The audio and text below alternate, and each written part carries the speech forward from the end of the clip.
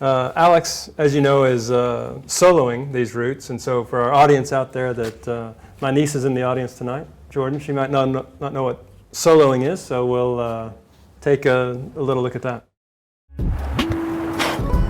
Free soloing has to be the ultimate in free climbing. It's always a beautiful day to go out soloing. To free solo is to go without a rope and to go without gear, to only have your rock shoes and your chalk bag and the power of the mind. It's also very profound. The reason it's probably the ultimate is there's one wrong move, you fall, you die. Yeah, let me try that again. And the person at the top of this game, and it's hard to even call this a game, is Alex Honnold. Alex Honnold is probably a perfect example, is someone who's not only trained very hard, but is unbelievably gifted. He is like Michael Jordan.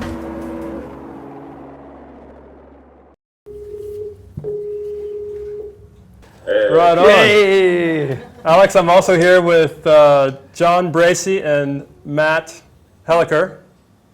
Yo, Alex. Hey, Alex.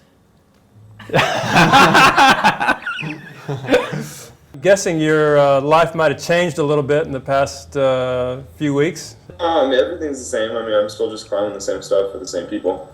But, there's been a lot of media stuff in the last couple weeks, but that's, it's just part of it. You started off this recent trip to Yosemite with a speed climb with Tommy Caldwell of 3 huge faces, the south face of Mount Watkins, the regular northwest face of Half Dome, and free rider on El Cap. You guys climbed that in 21 hours and 15 minutes. So when you were soloing, how much did you free and how much did you aid through? I was free soloing the majority of it, which just means, climbing with just my hands and feet. But then whenever I got to hard parts, I would clip myself in with a daisy chain, 2 little leashes that I had.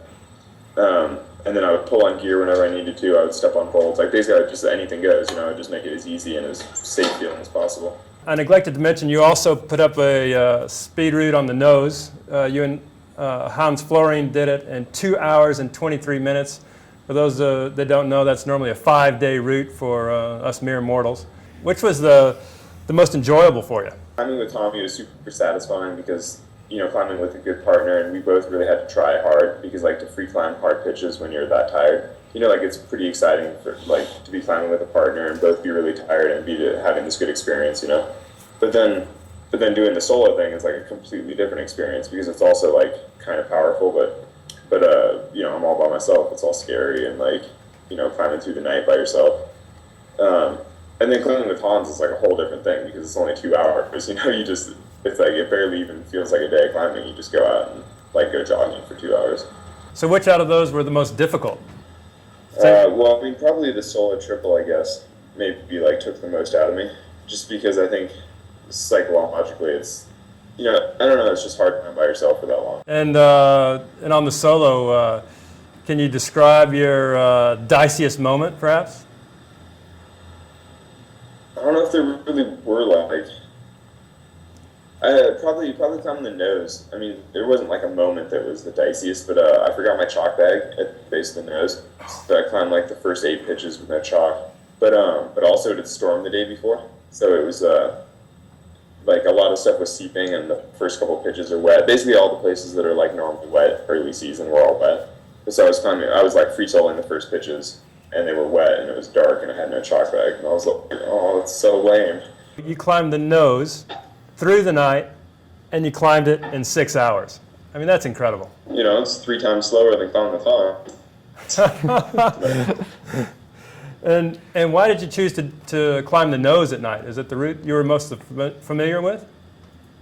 No, it has more to do with the shade. It's just the timing. It just has to do with doing the sequence of the routes that you can stay in the shade and do the harder ones earlier in the day. Free soloing is all about focusing and complete concentration. The idea of doing that for 18 hours is, how do you stay focused for that long? I don't know. I think that's why it was hard, dude. Did you go to some sort of ninja training camp to hidden away in the Himalayas somewhere to be able to? I was raised by samurais. Yeah.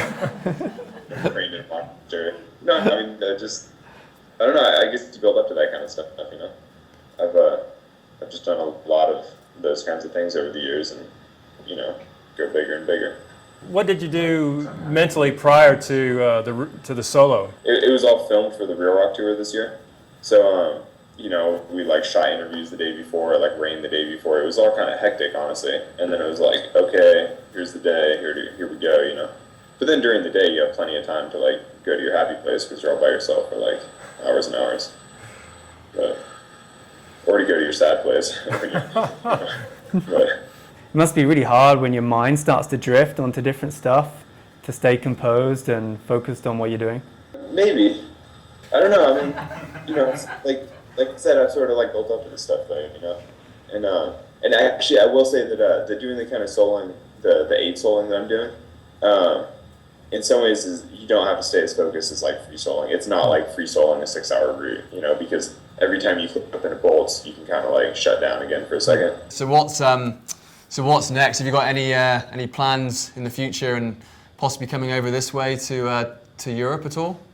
I don't know. I mean, I sort of just finished all the stuff that I've been fantasizing about for a long time, you know, so I sort of need a little bit of time to like get some new dreams, you know what I mean? Yeah. How hard do you climb on a rope, and what's your top level of free soloing? I guess the hardest stuff, like red pointed on a rope, is like 8C plus or like 14C, which is sort of, I mean, that's not even that hard nowadays. But then the hardest free soloing is probably up to about 8A or like 13B. And do you think the free soloing, do you think that'll be something that kind of is at the top of your game for the next few years, or do you think you'll move into other styles? I don't know. Honestly, I don't really like worry too much about it. Like for now, I want to go bouldering for a bit and like train a little, maybe like go sport climbing.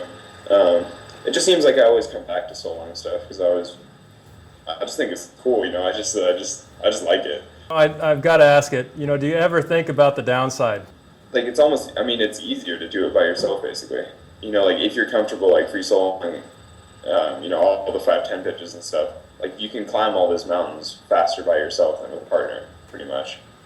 You know, and like it's just cool. It has a certain appeal, you know, and so I mean that kind of draws me to it. But then, yeah, I mean, I try not to fall off as much as everybody else. I told people we had this interview. I got some questions from friends, and I've got one question here. Donna from EpicTV asks, I have a big, beautiful boat. Are you single? No, I'm not. Okay.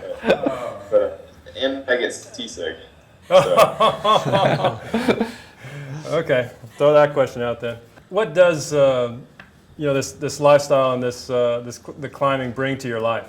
It's hard to say what it brings to me. It is my life, you know. Like it's like all I do is go climbing and travel and, you know, do this kind of stuff and do email and, you know, I mean, this is life pretty much. Talking about it a minute ago, I look at one side, and the downside is death. The upside must be a lot of beauty and excitement, and the upside is like, you know, being able to really live, you know, push yourself and like experience cool new things and like, you know, always have like a new challenge. I don't know.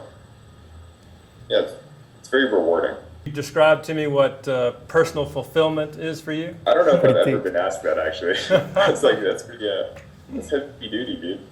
I don't know. I mean, I guess, you know, it's very satisfying to like, you know, live your dreams or whatever. To like have to think of things that you'd love to do, like to have projects, and then to like see them through. What's important? In the grand scheme of things, it's probably not rock climbing, you know, but obviously it's really important to me. What is important? What do you think? You know, I think like things like honesty and truth and beauty, and you know, living a good lifestyle, things like that. Love. Yeah. I support you in all this. Alex, thank you so much for joining us on EpicTV Weekly. Really appreciate it.